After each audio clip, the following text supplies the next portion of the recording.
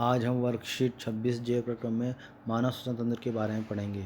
मानव श्वसन तंत्र वह प्रणाली है जिसमें ऊर्जा की आवश्यकता को पूरा करने के लिए ऑक्सीजन को अंदर लिया जाता है और कार्बन डाइऑक्साइड को छोड़ा जाता है।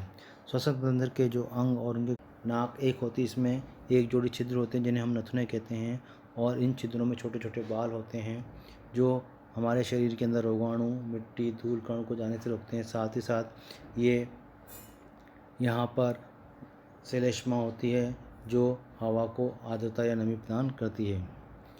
दूसरा, स्वर यंत्र, इसे एडम एप्पल या वॉइस बॉक्स भी कहते हैं या आवाज़ का बक्सा भी कहते हैं। यह वह हिस्सा होता है जो खाद्य कणों को निगलने के दौरान उठता और गिरता है। तीसरा, ग्रसनी, नाक कक्ष ग्रसनी के रूप में एक विशिष्ट खोखले स्थान पर खुलती है। यह हवा और भोजन दोनों के लिए एक आम रास्ता होता है, परंतु दोनों को कहाँ पर जाना है उसका निर्णय उपखंड के द्वारा हो जाता है। जो हवा होती है वो फेफड़ों में पहुंचती है और जो अन्न होता है वो आमाशय में पहुंचता है। उसके बाद आती है सांस नली स्वर यंत्र के नीचे होते हुए गर्दन के नीचे से जाती हुई वायुनली की दीवार सी आकार की उपस्थिति बनी होती है जो उसको पिचकने से बचाती है, और ये सांस नली जाकर दोनों फेफड़ों में प्रवेश करती है।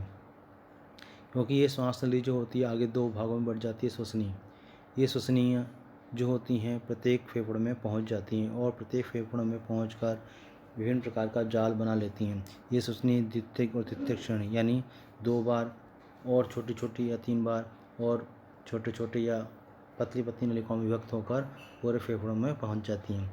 उसके बाद ये श्वसन के रूप में श्वसन निकायों में विभाजित हो जाती हैं और ये श्वसन निकाय आगे चलकर कूपिकाओं में विभाजित हो जाती है। कूपिका वह अंतिम अंग है जहाँ पर गैसों को आदान प्रदान करने में सहायता होती है।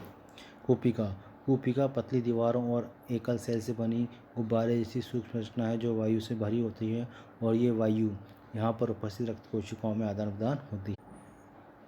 फेफड़े मनुष्यों में श्वसन का मुख्य केंद्र है, अर्थात हम ये कह सकते हैं कि मनुष्यों में श्वसन का जो अंग है वो फेफड़े होता है। ये छाती की वक्षुआ के नीचे होते हैं, रीढ़ की हड्डी के पास और हृदय के दोनों ओर स्थित होते हैं।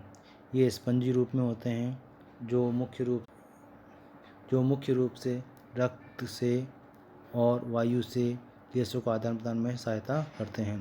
बायां फेफड़ा जो होता है वो दाएं फेफड़े की तुलना में बड़ा और भारी होता है। सांस लेते समय और सांस छोड़ते समय क्या अंतर आता है वो यहाँ दिखा रखा है। सांस लेते समय वक्षुआ फैल जाती है जबकि सांस छोड़ते हुए वक्षुआ सिकुड़ जाती है। सांस लेते समय पसलियाँ ऊपर की ओर उठती हैं जबकि सांस छोड़ते समय पसलियाँ नीचे की ओर बढ़ती हैं। तीसरा, सांस लेते समय डायाफ्राम आकार में सपाट हो जाता है जबकि सांस छोड़ते समय डायाफ्राम गुंबद के आकार का हो जाता है ताकि दबाव पड़े और कार्बन डाइऑक्साइड गैस बाहर निकल जाए। चौथा, फेफड़ों का आयतन बढ़ जाता है और हवा फेफड़ों में प्रवेश कर जाती है, जबकि सांस छोड़ते समय फेफड़ों का आयतन कम हो जाता है और हवा फेफड़ों से बाहर निकल जाती है। क्वेश्चन दे रखे हैं यहाँ। पहला, कूपिका का क्या कार्य है? कूपिका का मुख्य जो कार्य होता है इसमें वायु भरी होती है जो वहाँ स्थित रक्त की पतली पतली नलिकाओं में वायु का विनिमय करती हैं। दूसरा, गैसीय विनिमय किस स्थान पर होता है? तो हम बात करें फेफड़े मुख्य रूप से गैस विनिमय का शरीर का अंग है, लेकिन इसमें भी कूपिकाओं में गैसों का आदान प्रदान होता है। तीसरा, सांस लेने और सांस छोड़ने की प्रक्रिया के बीच अंतर की तो 4 अंतर आपको देखें आप लिख सकते हैं। चौथा, मानव श्वसन प्रणाली का नामांकित चित्र बनाए, तो यहाँ पर आप देखें तो मानव श्वसन प्रणाली का नामांकित चित्र बना सकते हैं। आप अपनी किताब में भी इसको देख कर बना सकते हैं। पाँचवा, सांस लेने और सांस छोड़ने के दौरान अपने उदर यानी पेट की गति को ध्यान से देखिए और महसूस कीजिए आपके अवलोकन के पीछे क्या कारण हो सकते हैं।